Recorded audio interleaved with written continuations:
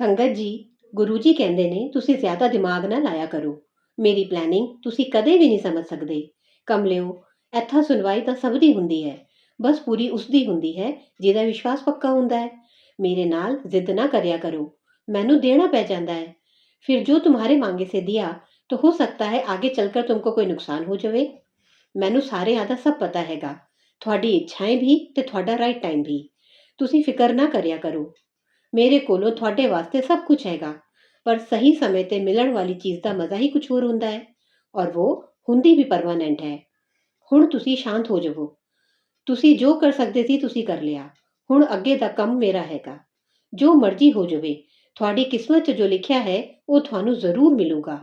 ਹਲੇ ਤੁਹਾਨੂੰ ਰਾਸਤਾ ਨਹੀਂ ਦਿਖ ਰਿਹਾ ਤਾਂ ਵੀ ਚਿੰਤਾ ਨਾ ਕਰਿਓ, ਸਮੇਂ ਨਾਲ ਸਭ ਸਮਝ ਆ ਜਾਊਗਾ। ਮੈਨੂੰ ਪਤਾ ਹੈ ਕਦ ਪਲਾਨ ਨੂੰ ਐਗਜ਼ੀਕਿਊਟ ਕਰਨਾ ਹੈ। ਤੁਸੀਂ ਸ਼ਾਂਤੀ ਨਾਲ ਸਬਰ ਰੱਖਿਆ ਕਰੋ। ਜੈ ਗੁਰੂ ਜੀ।